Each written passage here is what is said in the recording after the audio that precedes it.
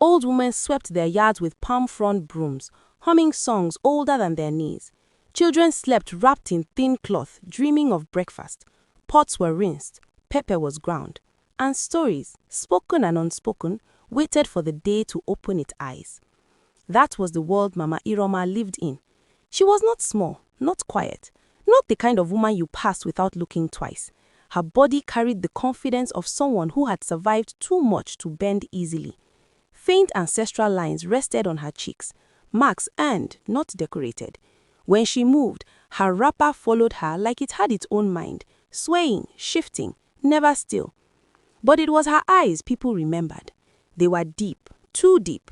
Eyes that looked like they had watched both joy and sorrow sit at the same table. Eyes that didn't rush anyone.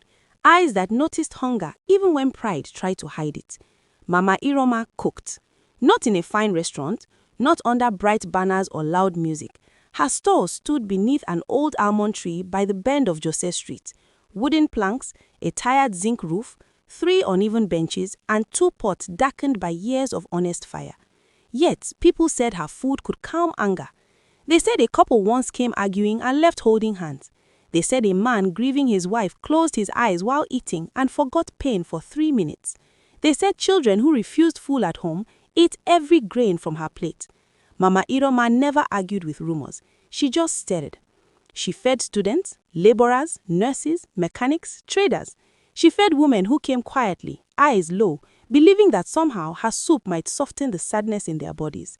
If you had money, she took it with thanks. If you didn't, she served you anyway. Bring kindness next time, she would say. Money is not the only payment. She had buried her husband early, sent her 2 daughters to the city to school, trusting relatives to watch over them.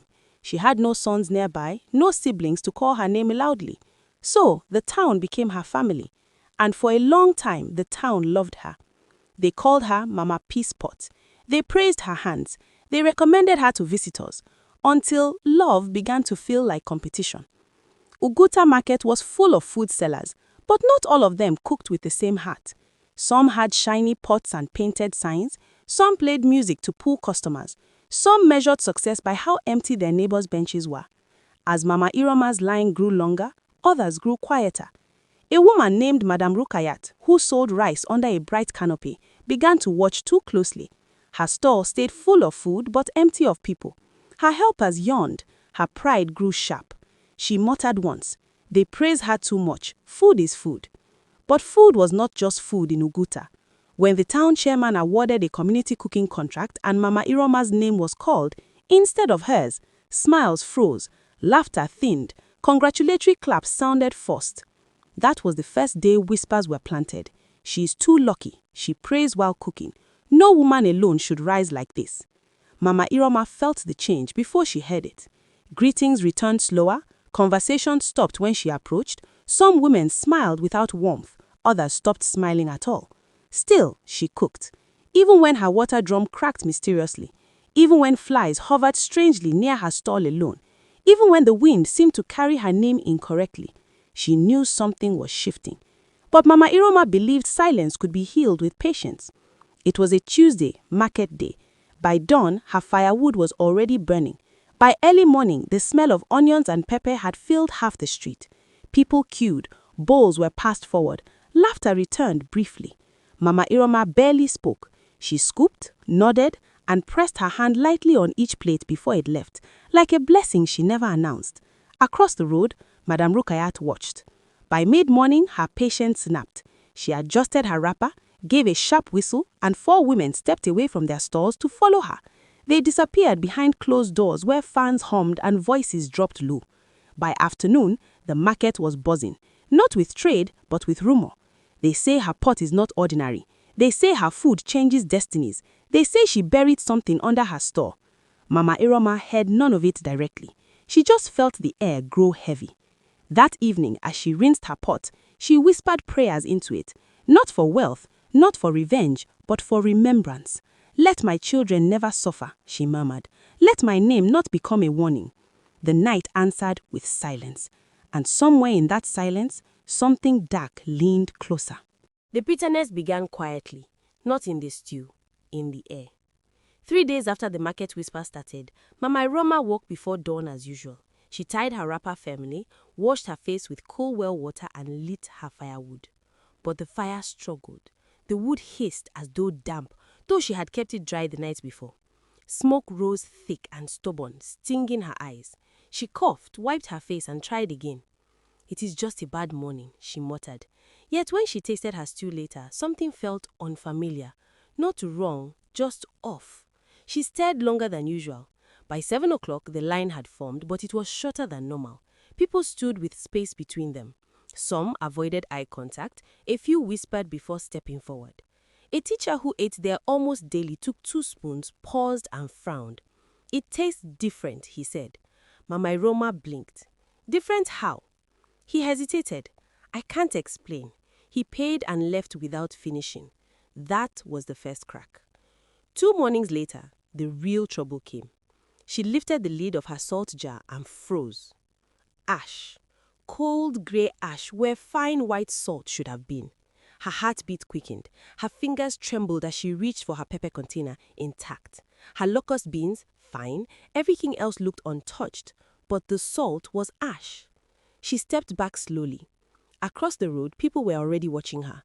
The almond tree above her stall was too still. The wind had disappeared. Even the usual flies seemed absent. Mama Roma felt eyes on her skin. Then she saw her. An old woman stood barefoot in the middle of the street, wrapped in plain white cloth, tall, unmoving, watching. Their eyes met. The woman raised one thin finger and pointed directly at Mama Roma's pot. Then, as a cat passed between them, she vanished. Mama Roma blinked. The street was normal again. Buyers moving, sellers shouting, life continuing.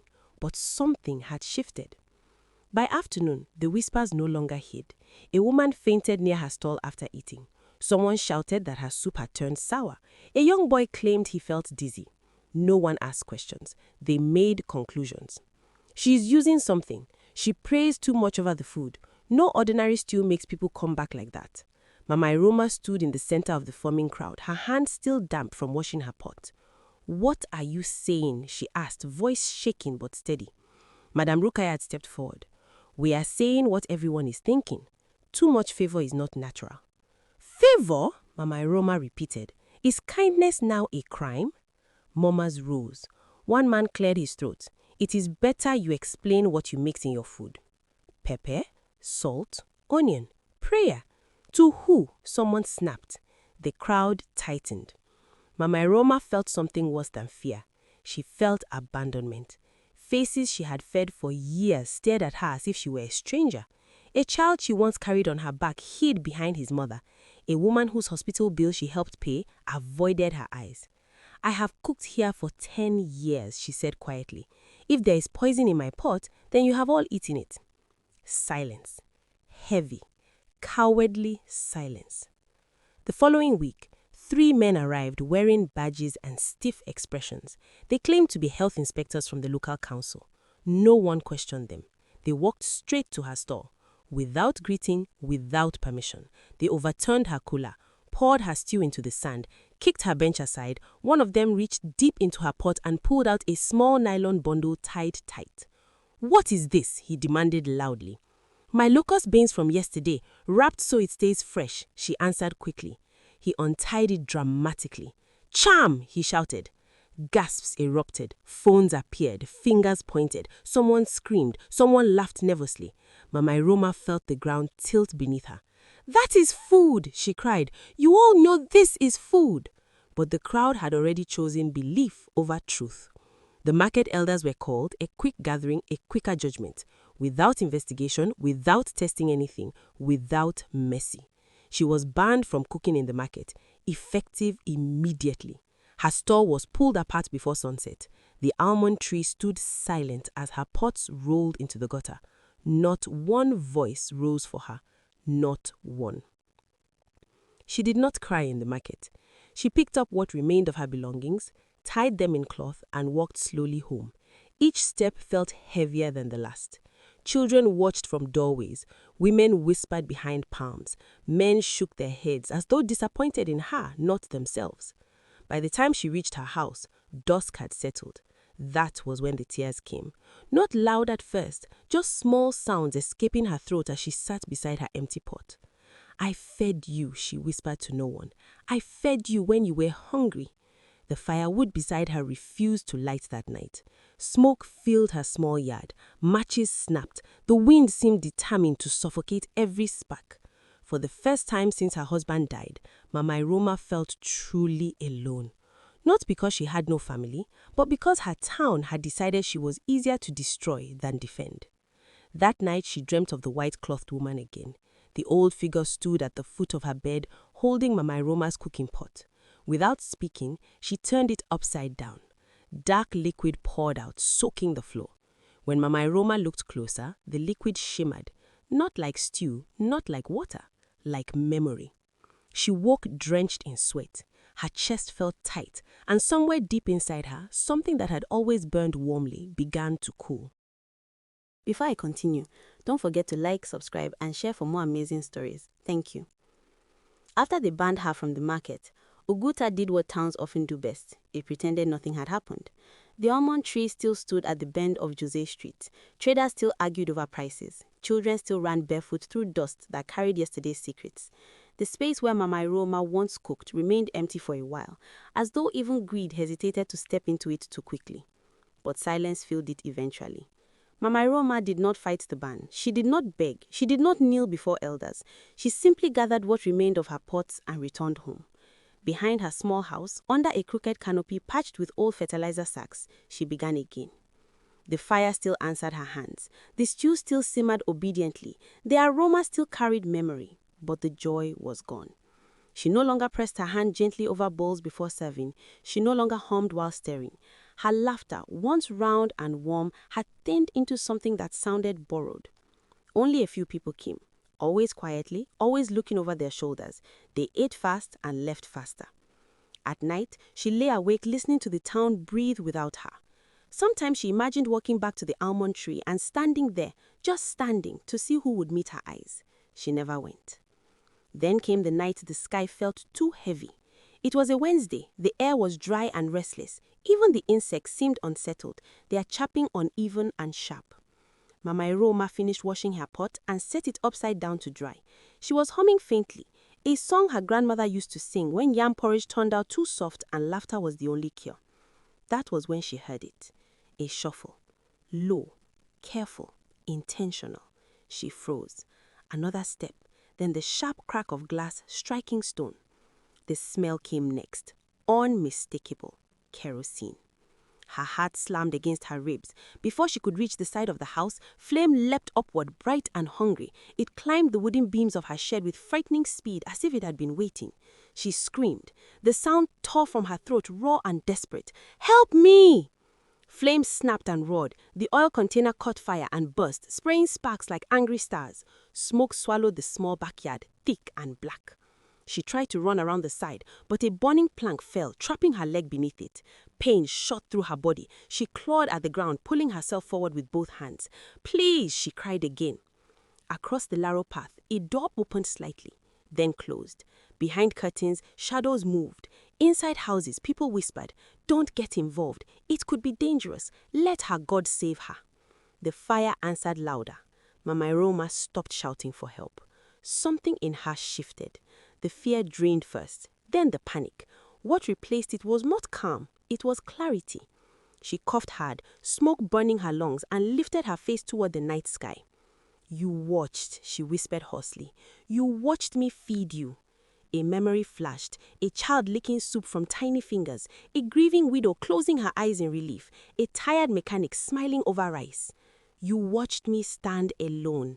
The flames crept closer, licking her wapa. "You watched me burn." Her voice weakened, but her eyes did not.